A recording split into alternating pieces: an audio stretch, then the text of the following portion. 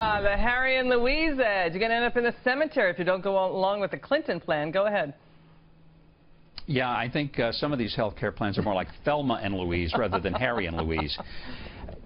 I wish Donald Trump would take all those senators that he's got with him today and load them on the buses, take them out to Joint Base Andrews, load them on Air Force One, and fly to some rural community in Missouri in the middle of the country and sit down away from the lobbyists, away from the pressure, take a blank sheet of paper. Don't take Obamacare and try to fix it or change it. Take a blank sheet of paper and say, what is our goal? What is it we need to do from a federal perspective? And a lot of it is turn it back to the states, but what are the remaining aspects of a federal policy that we ought to really put forth? And that's what they ought to come up with. And I think they could do it if they would get away from Washington, where everybody is accusing each other of wanting to kill people, which is utter, complete nonsense. You know, that's such an important point you make, because if you get away from the D.C. media gotcha politics, right, maybe you can get your message out better, because you've said this too. Medicaid spending does go up under the GOP health reform. $150 billion more in Medicaid spending over the next 10 years. And the Wall Street Journal reported this, Governor, you've seen this too.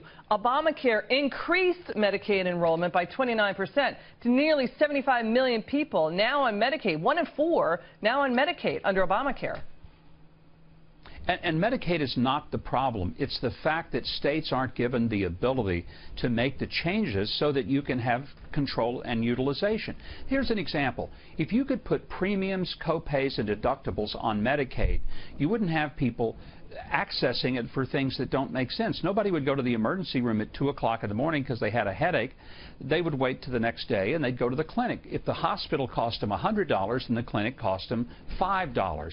Now, you haven't restricted people from getting health care. You've made it more sensible for them to take control of their own health.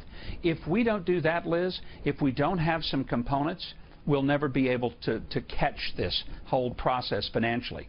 However, if you put some controls in place, you can actually cover more people, give them more benefits, and it won't cost as much money.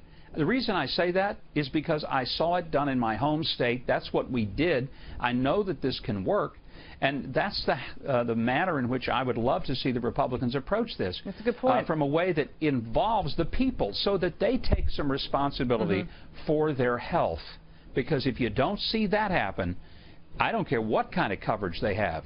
This is only going to give people an insurance card. It doesn't make them healthier. You know, the Democrats are resorting to shock value. Let's talk a bit more about what's going on.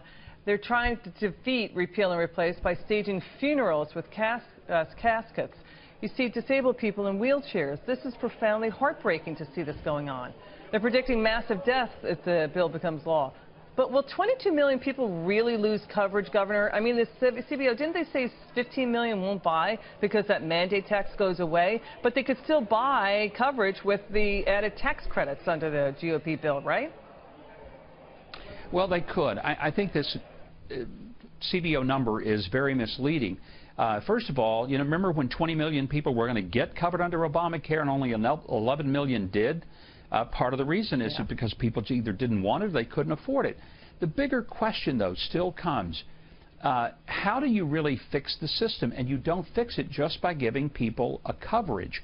You fix it by making a partnership between the doctors and the patients where they exercise healthier choices in the way they live, and then the insurance covers for the things that healthy living doesn't naturally take care of. But I just continually marvel that the Democrats don't want to have an honest discussion about the failures of Obamacare and how many people lost jobs, lost hours at work, lost their coverage. They want to pretend that it's working brilliantly, and frankly, even they know it really isn't. It's been a failure. Good to see you, Governor. We love having you on. Come back soon.